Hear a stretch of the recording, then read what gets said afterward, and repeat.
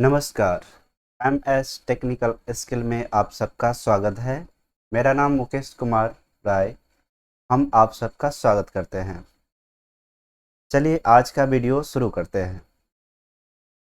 पिछले वीडियो में हम लोग सीखे थे कि सिस्टम यूनिट क्या है और उसके इंटरनल पार्ट्स कौन कौन से हैं। तो मदरबोर्ड, CPU, SMPS के बारे में हम लोग जान चुके हैं। उसके बाद है रैम। तो रैम, रोम, HDD ये सब के बारे में आगे सीखते हैं। रैम रैंडम एक्सेस मेमोरी क्या है? यह मेमोरी एक चिप की तरह होती है। रैम में उपस्थित सभी सूचनाएं अस्थायी होती है और जैसे ही कंप्यूटर की विद्युत सप्लाई बंद कर दी जाती है वैसे ही समस्त सूचनाएं नष्ट हो जाती है। रैम एक वॉलेटाइल मेमोरी है। यह CPU को बताता है कि डाटा मेमोरी की किस लोकेशन में स्टोर करनी है या प्राप्त करनी है। यह दो प्रकार के होते हैं, डायनेमिक रैम, दूसरा है स्टैटिक रैम।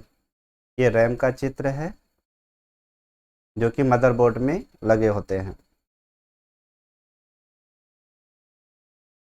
डायनेमिक रैम क्या है? इसे इसे डी रैम भी कहते हैं। डी रैम चिप के स्टोरेज सेल परिपथ में एक ट्रांजिस्टर और कैपेसिटर लगा होता है जो ऑन या ऑफ स्विच कार्य करता है और विद्युत चार्ज को स्टोर कर सकता है, जैसे HD RAM, RD RAM, DD RAM. उसके बाद है स्टैटिक रैम। स्टैटिक रैम क्या है? इसे एस रैम भी कहा जाता है। इसमें डेटा तब तक संचित रहता है जब तक विद्युत सप्लाई ऑन रहती है। स्टैटिक रैम में स्टोरेज सेल परिपथ में एक से अधिक ट्रांजिस्टर लगे होते हैं। इसमें कैपेसिटर नहीं लगा होता है। एग्जाम्पल के लिए non volatile SRAM, special SRAM, asynchronous SRAM, synchronous SRAM। ये 4 रैम है और ये यहाँ पे 3 रैम को शो किया गया है, क्योंकि इसमें है जो कैपेसिटर रैम नहीं लगा होता है और इसमें लगा होता है। दूसरा है internal parts of system box, जिसमें है रोम, रीड ओनली मेमोरी क्या है? इस मेमोरी में उपस्थित डेटा तथा निर्देश अस्थायी होते हैं, जिस कारण इन्हें केवल पढ़ा जा सकता है। कंप्यूटर की विद्युत सप्लाई बंद होने पर भी इस चिप में भरी सूचनाएं संरक्षित रहती है, अर्थात रोम नॉन वॉलेटाइल मेमोरी है। रोम को निम्न संक्षिप्त नाम दिया गया है। पहला है पी रोम, EP रोम, EEP रोम। इसका फुल फॉर्म यहाँ पे दिया गया है। ये रोम का चित्र है। उसके बाद है HDD हार्ड डिस्क डिवाइस क्या है? इन्हें फिक्स्ड डिवाइस भी कहा जाता है।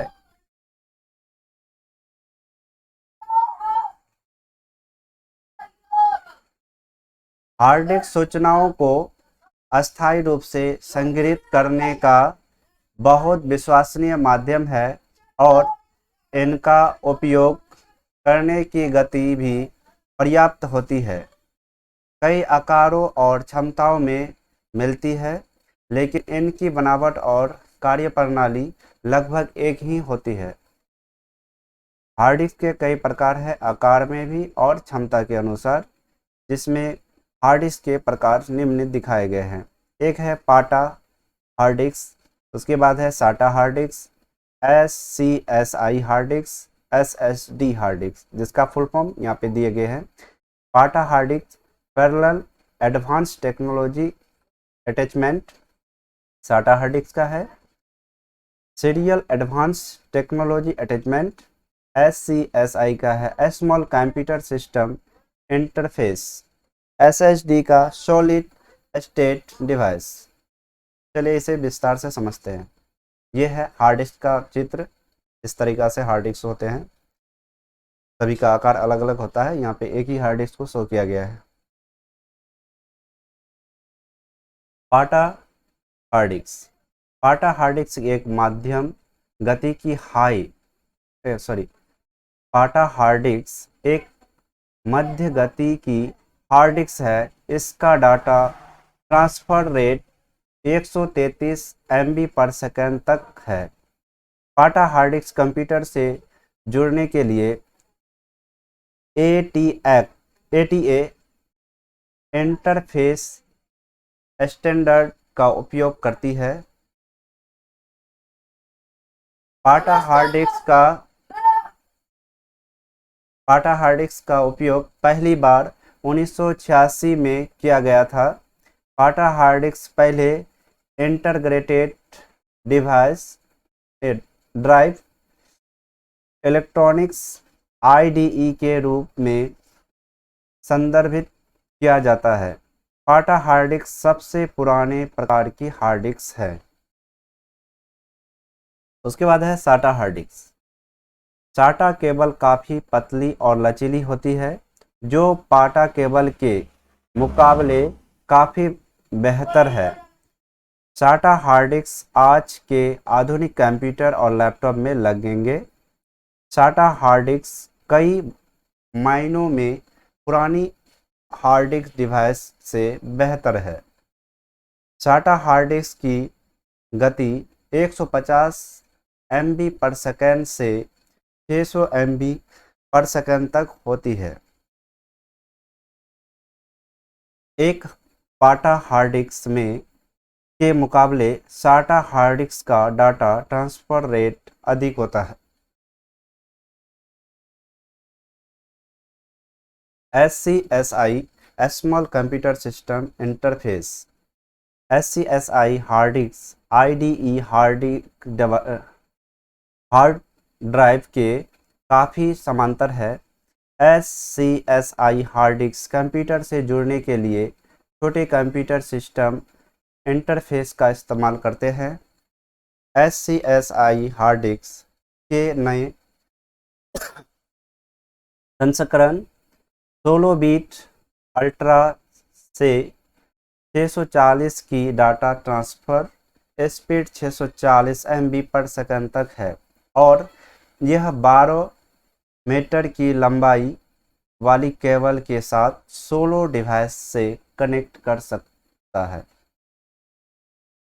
SSD solid state drive SSD hard disk आज की सबसे लेटेस्ट ड्राइव में आती है। SSD हार्ड डिस्क की डाटा एक्सेस स्पीड काफ़ी तेज़ होती है। SSD हार्ड डिस्क का बाकी सभी हार्ड डिस्क डिवाइस के मुकाबले काफ़ी बेहतर और तेज़ है। SSD डाटा स्टोर करने के लिए फ्लैश मेमोरी टेक्नोलॉजी का उपयोग करती है। The system unit. What are common components inside the system unit? System box के अंदर में ये सामान्य यूनिट लगते हैं, जिसको यहाँ पे दर्शाए गए हैं। नेटवर्क कार्ड है, मॉडर्न कार्ड है, वीडियो कार्ड है, sound card, memory, RAM, processor, CPU, ये सब सारा कुछ है जो यहाँ पे दिया गया है। आप इसको एक बार पढ़ लीजिएगा। चलिए दूसरा है कंप्यूटर सिस्टम कैसे कार्य करती है। कंप्यूटर जो कार्य करती है किस तरीक़ा से, तो यहाँ पे दिया गया है पहला इनपुट। इनपुट का फुल फॉर्म हम लोग पहले जान चुके हैं कि किसी भी डाटा को अंदर करना इनपुट कहलाता है। जैसे माउस, कीबोर्ड, ये इनपुट डिवाइस है, इसके द्वारा है जो कोई भी निर्देश को हम लोग कंप्यूटर के अंदर प्रवेश करते हैं। और ये हार्ड डिस्क है जिसमें हम लोग डाटा सेव करते हैं। ये रैम है जहाँ पे प्रोग्राम तैयार होता है, और ये रोम है जो कि प्रोग्राम को रीड करता है, पढ़ता है।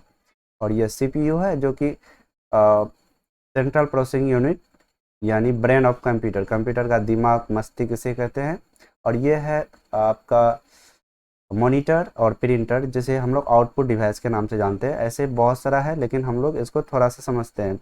इनपुट डिवाइस, पहले हम किसी भी डाटा को कीबोर्ड माउस के द्वारा इनपुट करेंगे, जहाँ पे सीपीयू प्रोसेस कर रैम और रोम को, रैम में है जो प्रोग्राम तैयार होगा और रोम है जो उसको रीड करेगा। उसके बाद जैसे ही प्रोग्राम तैयार होता है उसके बाद फिर से सीपीयू में प्रोसेसिंग होगा, और इसे हम दो प्रकार का काम कर सकते हैं। जैसे सीपीयू का काम है ALU यानी अर्थमेटिकल लॉजिक यूनिट। तो अर्थमेटिकल लॉजिकल को हम लोग पहले शुरू में ही समझे थे कि गणितीय और तर्क लगाने का कार्य करती है। और दूसरा काम है CU कंट्रोल यूनिट, यानी पूरे सिस्टम का है जो संरक्षण करती है कि कहाँ पे कितना वोल्टेज चाहिए, कहाँ पे क्या निर्देश होना चाहिए, वो सीपीयू ही करता है। तो ये दोनों तरीका का कार्य करने के बाद निर्देश दिया जाता है कि इसे सेव करना है। तो सेव करने के लिए अब एक्सटर्नल मेमोरी का भी यूज कर सकते हैं, नहीं तो अब अपने कंप्यूटर में हार्ड डिस्क डिवाइस, इसको हम लोग बोलते हैं सेकेंडरी मेमोरी HDD यानी हार्ड डिस्क डिवाइस। और ये जो रहा रैम और रोम, ये है प्राइमरी मेमोरी, रैम रोम से दर्शाया गया है। सबसे पहले इनपुट किए सीपीयू में, सीपीयू प्रोसेस किया रैम रोम को, और रैम रोम है जो फिर से सीपीयू में भेजा, और यहाँ पे है जो हार्ड डिस्क में सेव करने के बाद हम चाहेंगे कि डिस्प्ले में देखना हो या प्रिंट करके निकालना हो, तो हम यहाँ पे आउटपुट करेंगे। तो ये मॉनिटर में शो करेगा या तो फिर आपको हार्ड कॉपी में प्रिंटर के द्वारा रिसीव होगा। तो यही रहा कंप्यूटर का प्रोसेस, कंप्यूटर सिस्टम कैसे कार्य करती है, हम लोग यहाँ सीख गए। चलिए अगला कुछ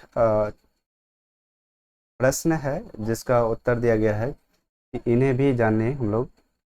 कंप्यूटर को हिंदी में संगणक कहते हैं, ये पहले भी चर्चा हो चुका है। चार्ल्स बेबेज को कंप्यूटर का जनक कहा जाता है, जनक मतलब पिता कहा जाता है। 2 दिसंबर प्रतिवर्ष विश्व कंप्यूटर साक्षरता दिवस के रूप में मनाया जाता है।